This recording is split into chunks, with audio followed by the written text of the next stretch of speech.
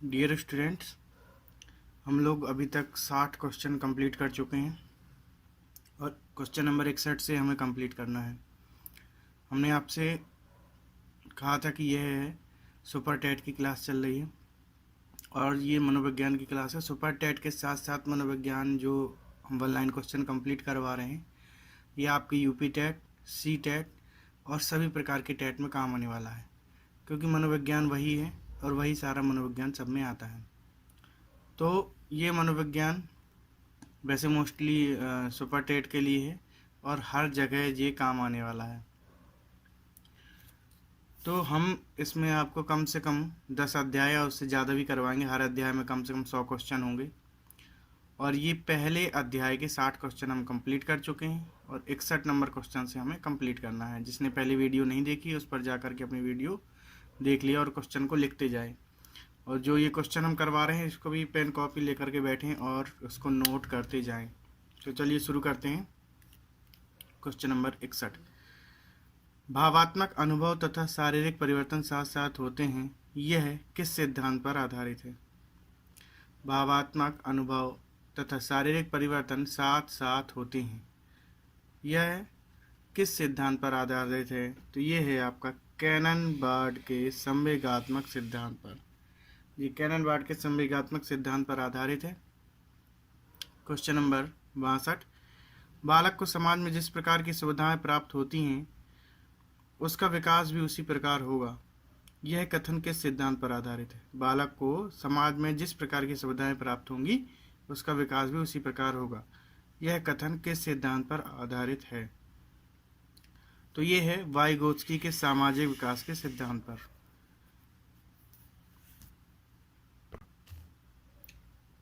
Question number 63,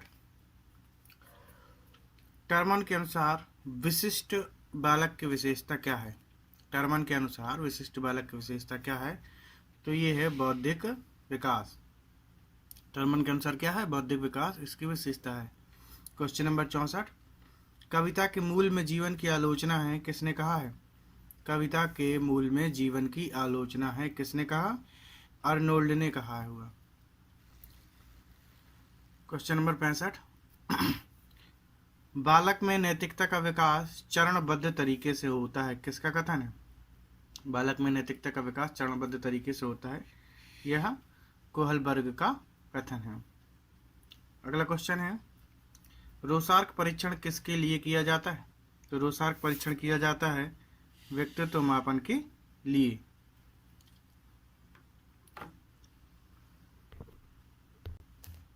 question number 67, ये question बहुत ही important है। इनका कहने का मतलब ये है कि मुझे एक नवजात शिशु दे दो, मैं उसे डॉक्टर, वकील, चोर या जो चाहे उसको बना सकता हूँ, यह किसका कथन है? तो ये वॉटसन महोदय का कथन है। वॉटसन कहते हैं कि तुम मुझे कोई नवजात शिशु दे दो, कोई बच्चा मुझे दे दो, मैं उसे डॉक्टर, वकील, चोर या जो चाहे वो बना सकता हूँ। ठीक है, इनकी पूरी परिभाषा ऐसी है कि तुम मुझे नवजात शिशु दे दो और जैसा मैं कहता हूँ वैसा तुम मुझे माहौल दे दो, बच्चा भी दे दो और जैसा मैं कहता हूँ वैसा मुझे माहौल दे दो। उसके बाद जो तुम कहोगे मैं बच्चे को वो बना दूंगा, डॉक्टर, इंजीनियर, चोर, वकील। ये वॉटसन का कहने का मतलब है जैसा माहौल हम बच्चे को शुरू से देते हैं बच्चा बड़े में वैसा ही बन जाता है।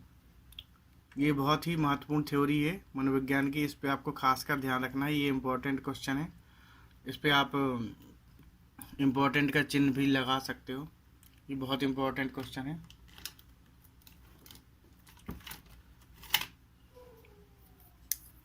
ये क्वेश्चन आपका इम्पोर्टेंट है, इस पे आप इम्पोर्टेंट लिख सकते हैं। अगला क्वेश्चन है, स्टैनफोर्ड बिने सामूहिक परीक्षण किसका मापन करता है? स्टैनफोर्ड बिने सामूहिक परीक्षण किसका मापन करता है? तो यह करता है बुद्धि का। स्टैनफोर्ड बिने सामूहिक परीक्षण किसका मापन करता है? तो बुद्धि का करता है। क्वेश्चन नंबर 69,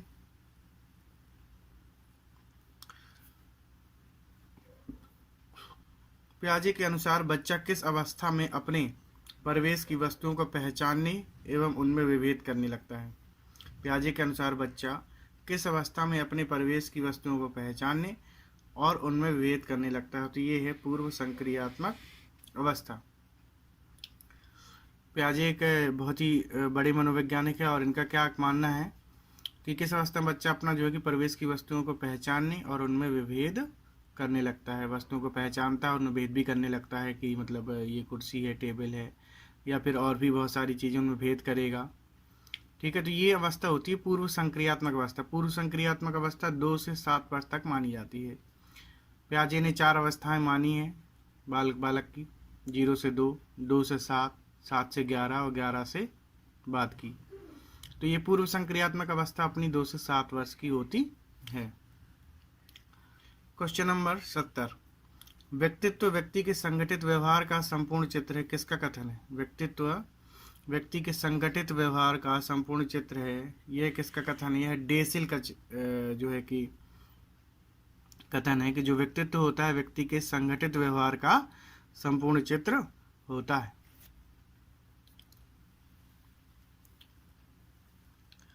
अगला क्वेश्चन, कोहलबर्ग ने मुख्यतः किस क्षेत्र में योगदान दिया है? कोहलबर्ग ने मुख्यतः किस क्षेत्र में योगदान दिया है? तो ये दिया है नैतिक विकास में। कोहलबर्ग ने मुख्यतः नैतिक विकास के क्षेत्र में योगदान दिया है।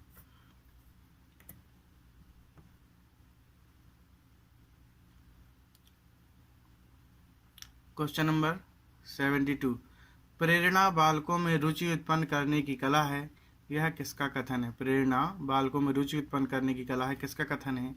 तो यह है थॉमसन का। क्वेश्चन नंबर 73, किस मनोवैज्ञानिक संप्रदाय ने अंतर्दृष्टि द्वारा अधिगम को विशेष महत्व दिया है? किस मनोवैज्ञानिक संप्रदाय ने अंतर्दृष्टि के द्वारा अधिगम को विशेष महत्व दिया है? तो गेस्टाल्ट संप्रदाय।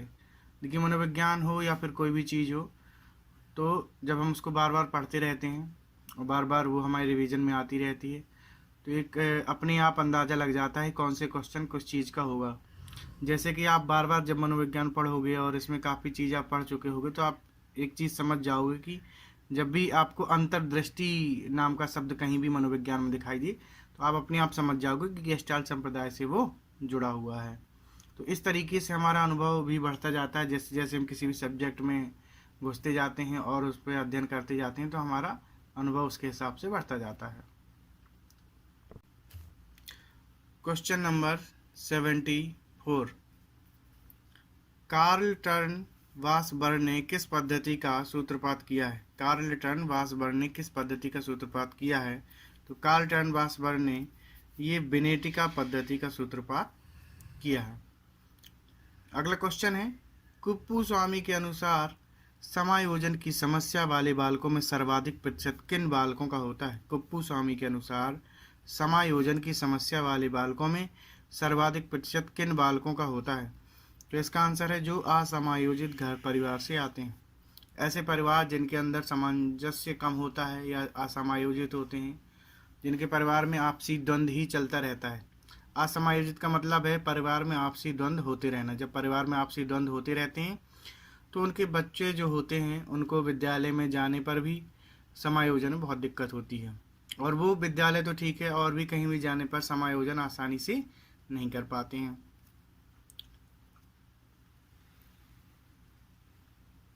क्वेश्चन नंबर 76, गेस्टाल्टवादियों के अनुसार परिस्थिति का सीधा प्रत्यक्षीकरण किसे माना गया है? गेस्टाल्टवादियों के अनुसार परिस्थिति का सीधा प्रत्यक्षीकरण किसे माना गया है? तो ये माना गया है अंतर्दृष्टि को। गेस्टाल्टवादी के अनुसार परिस्थिति का सीधा प्रत्यक्षीकरण किसे माना गया? अंतर्दृष्टि को माना गया है। क्वेश्चन नंबर 77, लॉरेंस कोहलबर्ग को किस स्तर में बालक की नैतिक तर्कणा दूसरों के द्वारा निर्धारित मानकों के परिणाम स्वरूप होती है? लॉरेंस कोहलबर्ग के किस स्तर में बालक की नैतिक तर्कणा दूसरों के ज्ञान दूसरों के द्वारा निर्धारित मानकों के परिणाम स्वरूप होती है? तो ये पूर्व रूढ़िगत नैतिकता का स्तर। क्वेश्चन नंबर 78, थॉर्नडाइक के सीखने के सिद्धांत को अन्य किस नाम से जाना जाता है? जो थॉर्नडाइक का सीखने का सिद्धांत है उसको अन्य हम किस नाम से जानते हैं? तो देखिए 3 नाम है इसके, जो थॉर्नडाइक का सीखने का सिद्धांत है। पहला है संबंधवाद का सिद्धांत, दूसरा है उद्दीपन प्रतिक्रिया का सिद्धांत, तीसरा है प्रयत्न एवं भूल का सिद्धांत। 3 सिद्धांत इसमें माने गए हैं, संबंधवाद का सिद्धांत, उद्दीपन प्रतिक्रिया का सिद्धांत और प्रयत्न एवं भूल का सिद्धांत। तीनों थॉर्नडाइक के सीखने के सिद्धांत के अन्य नाम हैं, आप इनको किसी भी नाम से बुला सकते हो। क्वेश्चन नंबर 79, अनुभव तथा प्रशिक्षण द्वारा व्यवहार में परिवर्तन ही अधिगम है, यह कथन किसका है? तो यह है गेट्स का। अनुभव तथा प्रशिक्षण द्वारा व्यवहार में परिवर्तन ही अधिगम है, यह कथन किसका है? जैसे कि हम उदाहरण से इसको समझा रहे हैं, जब आपको किसी चीज़ का अनुभव होता है और आप उस चीज़ का प्रशिक्षण ले चुके होते हो तो आपके व्यवहार में परिवर्तन हो जाता है। जैसे कि कोई छोटा बच्चा है और उसके घर में कोई मेहमान आता है, तो अगर उसको नहीं पता होता है कि जब कोई मेहमान आता है तो उससे नमस्ते किया जाता है, लेकिन बाद में उसको आप प्रशिक्षित करते हो कि जब कोई मेहमान घर में आए तो उससे नमस्ते करना ज़रूरी है, तो एक अनुभव उसको हासिल हो जाता है। फिर उसके बाद जब भी कोई गेट्स घर आता है, कोई मेहमान घर में आता है तो उसको वो नमस्ते करता है, तो ये क्या है, उसके व्यवहार में परिवर्तन होता है और इसी को हम क्या कहते हैं? अधिगम। यह कथन किसका है? गेट्स का है। क्वेश्चन नंबर 80, मूल प्रवृत्ति का अभिप्रेरणा से संबंधित सिद्धांत किसने प्रतिपादित किया? मूल प्रवृत्ति का अभिप्रेरणा से संबंधित सिद्धांत किसने प्रतिपादित किया? ये किया था मैकडूगल ने। इन्होंने मूल प्रवृत्ति का अभिप्रेरणा से संबंधित सिद्धांत प्रस्तुत किया था। मूल प्रवृत्तियां आपको पता ही हैं, जो इंसान की मूल प्रवृत्तियां होती हैं जन्म से, ठीक है। मूल प्रवृत्ति का अभिप्रेरणा यानी कि प्रेरणा से संबंधित सिद्धांत, ये मैकडूगल ने जो है कि प्रतिपादित किया था। क्वेश्चन नंबर 81,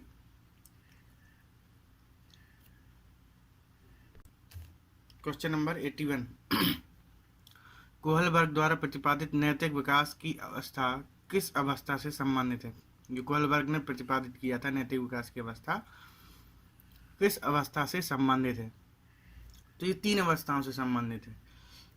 पहला अहंकार की अवस्था, दूसरा प्रशंसा की अवस्था, तीसरा आज्ञा एवं दंड की अवस्था।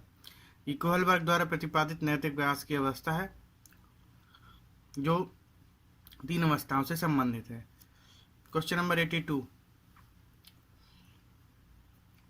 किसके द्वारा पहला वैयक्तिक वाचिक बुद्धि परीक्षण निर्मित किया गया? किसके द्वारा पहला वैयक्तिक वाचिक बुद्धि परीक्षण निर्मित किया गया? तो ये किया गया था अल्फ्रेड बिने के द्वारा। इन अल्फ्रेड बिने के द्वारा पहला वैयक्तिक बुद्धि परीक्षण निर्मित किया गया था। अगला बहुत ही इंपॉर्टेंट क्वेश्चन है, इस पे इंपॉर्टेंट का टिक आप लगा लेना। बालोद्यान पद्धति के प्रवर्तक कौन है? बालोद्यान पद्धति के प्रवर्तक कौन है? तो ये हैं फ्रोबेल, ये बालोद्यान पद्धति के प्रवर्तक हैं। क्वेश्चन नंबर 84, डाल्टन विधि के प्रवर्तक कौन है? तो डाल्टन विधि के प्रवर्तक है मिस पार्कहर्स्ट। ये दोनों क्वेश्चन आपके बहुत इंपॉर्टेंट हैं, 83 और 84 दोनों में आप इंपॉर्टेंट का टिक लगा लो, ये क्वेश्चन पेपर में बहुत ज़्यादा पूछे जाते हैं। क्वेश्चन नंबर 85, किसके अनुसार मूल्यांकन वह प्रक्रिया है जिसके द्वारा अध्यापक व छात्र इस बात का निर्णय करते हैं कि शिक्षण के लक्ष्यों को प्राप्त किया जा रहा है या नहीं? तो ये किया था कानबेक के द्वारा। किसके द्वारा? कानबेक के द्वारा। किसके अनुसार मूल्यांकन वह प्रक्रिया है जिसके द्वारा अध्यापक व छात्र इस बात का निर्णय करते हैं कि शिक्षण लक्ष्यों को प्राप्त किया जा रहा है या नहीं? तो ये कानबेक के द्वारा, ठीक है। इन्होंने मूल्यांकन पर प्रकाश डाला है। क्वेश्चन नंबर 86, बाल विकास सामाजिक अंतःक्रियाओं का उत्पाद होता है। बाल विकास सामाजिक अंतःक्रियाओं का उत्पाद होता है, किसका कथन है? तो ये कथन है वाइगोत्स्की का। बाल विकास सामाजिक अंतःक्रियाओं का उत्पाद होता है, यह वाइगोत्स्की का कथन है।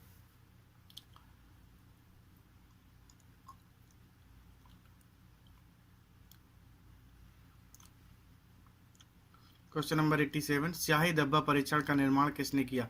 स्याही धब्बा परीक्षण, ये बहुत इंपॉर्टेंट क्वेश्चन है, ये हरमन रोसार ने दिया था। स्याही धब्बा परीक्षण। आकस्मिक विकास सिद्धांत के प्रतिपादक कौन है? आकस्मिक विकास सिद्धांत के प्रतिपादक कौन है? तो ये हल है। हल ने आकस्मिक विकास सिद्धांत का प्रतिपादन किया था।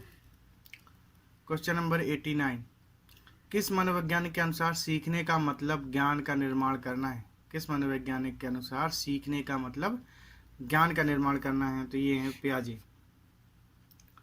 अगला क्वेश्चन, किस मनोवैज्ञानिक के अनुसार विकास एक सतत और धीमी प्रक्रिया है? किस मनोवैज्ञानिक के अनुसार विकास जो है सतत यानी कि लगातार चलने वाली और धीमी धीमी प्रक्रिया है। जो भी आप सीखते हैं धीमे धीमे ही सीखते हैं। आप सोचो कि एक बार में सारा सीख जाएंगे, तो ऐसा नहीं होता है, समय लगता है थोड़ा सा। तो जब भी आप स्टार्टिंग करें पढ़ाई की, तो शुरुआत में ही डरने की ज़रूरत नहीं, क्योंकि विकास धीरे धीरे ही होता है, धीरे धीरे समझ में आती हैं सारी चीज़ें। निरंतर वो चीज़, बस नियम ये है कि आपको निरंतर करते रहना चाहिए, यानी कि सतत होना चाहिए। विकास तभी होगा जब आप सतत यानी कि निरंतर लगे रहोगे, बस क्योंकि ये धीमे धीमे प्रक्रिया है, बहुत धीमी चलती है, इसलिए आपको निरंतर लगे रहना पड़ता है। तो विकास एक सतत और धीमी प्रक्रिया है, यह स्किनर ने कहा था। मैकडूगल के अनुसार मूल प्रवृत्ति जिज्ञासा का संबंध संवेग कौन सा है? मैकडूगल के अनुसार मूल प्रवृत्ति जिज्ञासा का संबंध संवेग कौन सा है? तो आश्चर्य। ठीक है, इसमें सीधी सीधी बात किससे करेंगे? मूल प्रवृत्ति जिज्ञासा। ठीक है, मूल प्रवृत्ति जिज्ञासा का संबंध किससे है?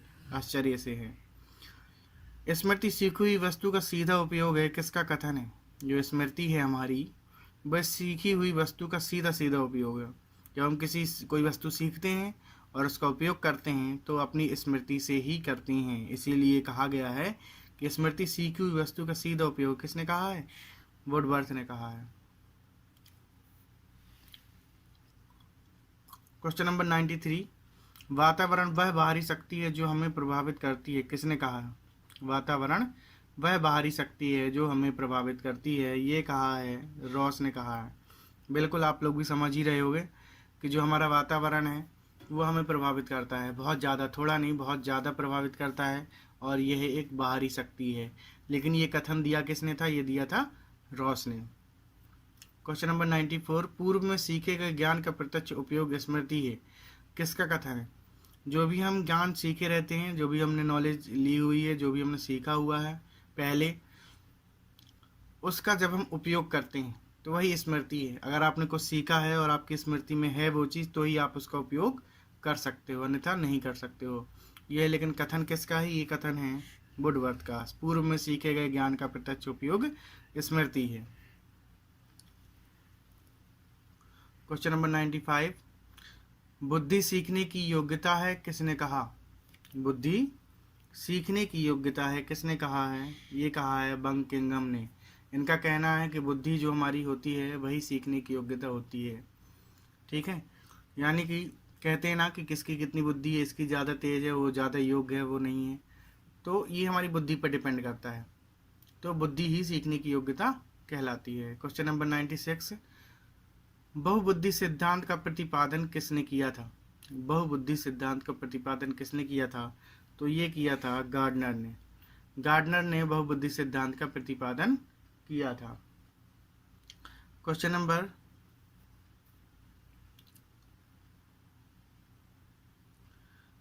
97, टोलमैन द्वारा प्रतिपादित सीखने के सिद्धांत में आप किसका प्रभाव पाते हैं? टोलमैन द्वारा प्रतिपादित सीखने के सिद्धांत में आप किसका प्रभाव पाते हैं? गेस्टाल्टवाद तथा व्यवहारवाद का। टोलमैन द्वारा प्रतिपादित सीखने के सिद्धांत में आप किसका प्रभाव पाते हैं? गेस्टाल्टवाद तथा व्यवहारवाद का। सीखने के संज्ञानात्मक सिद्धांत का प्रतिपादन किसने किया? क्वेश्चन नंबर 98, सीखने के संज्ञानात्मक सिद्धांत का प्रतिपादन किसने किया? तो पियाजे और ब्रूनर। ये क्वेश्चन देखिए रिपीट हो गया है, और हमने आपसे पहले भी कहा था कि यहाँ पर हम बहुत सारे क्वेश्चन हमने जानबूझ के रिपीट किए हुए हैं ताकि आप लोगों का रिवीजन भी होता रहे, क्योंकि बार बार रिवीजन नहीं कर पाता हर कोई, इसलिए हमने पुनरावृत्ति कुछ प्रश्नों की हुई है ताकि पढ़ते समय ही आपका रिवीजन हो जाए। एग्ज़ाम के टाइम भी जब आप अपने ये जो नोट्स हम बनवा रहे हैं इनको पढ़ेंगे जब दोबारा उठा करके, तो एक ही प्रकार के प्रश्न आपका बार बार रिवीजन होते जाएंगे, जिससे आपको अच्छे तरीके से वो याद हो जाएंगे।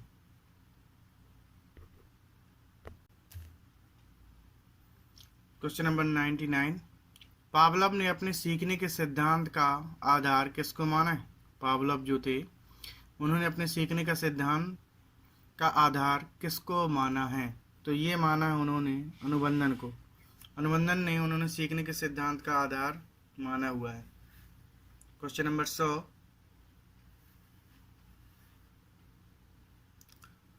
बुद्धि का मापन करने के लिए निर्धारण मापनी का प्रयोग किया था। बुद्धि का मापन करने के लिए निर्धारण मापनी का प्रयोग किसने किया था? तो ये किया था पियर्सन ने। पियर्सन ने बुद्धि को मापन करने के लिए निर्धारण मापनी का प्रयोग किया था। तो डियर स्टूडेंट्स, ये अध्याय 1 के 3 भाग कंप्लीट हो चुके हैं। हम कोशिश करेंगे कि एक पार्ट में एक अध्याय को कंप्लीट करें, क्योंकि पहला अध्याय 3 पार्ट में कंप्लीट हुआ है और इसके 2 पार्ट पहले बन चुके हैं, तीसरा पार्ट था। और इसके बाद हम चलते हैं अगली वीडियो में अध्याय 2 शुरू करेंगे, और अध्याय 2 के बाद हम देखते हैं कि उसमें कितने पार्ट होते हैं। अभी इसमें 3 पार्ट बन चुके हैं, तीसरा पार्ट है जी। तो आप इन सब क्वेश्चन को लिख लीजिए। क्वेश्चन लिखने के बाद हम इसको जो है कि इसके प्रश्न आंसर बनाएंगे, MCQ लेके आएंगे आपको। इन्हीं प्रश्नों को MCQ टेस्ट के रूप में टेस्ट लिया जाएगा आपका, और इसी टेस्ट में आप इनको क्वेश्चनों को पढ़ने के बाद आप इसमें क्वालिफाइड कर सकते हैं। और चैनल को सब्सक्राइब करना ना भूलें, लाइक कर दें, और बाकी स्टूडेंट जो TET सुपर टेट की तैयारी कर रहे हैं उनको ज़रूर शेयर करें। और जिस सब्जेक्ट की आपको रिक्वायरमेंट है वो सब्जेक्ट भी बता दें कि इस सब्जेक्ट की हम तैयारी करना चाहते हैं, वो सब्जेक्ट की क्लास भी जल्दी से जल्दी शुरू कर देंगे।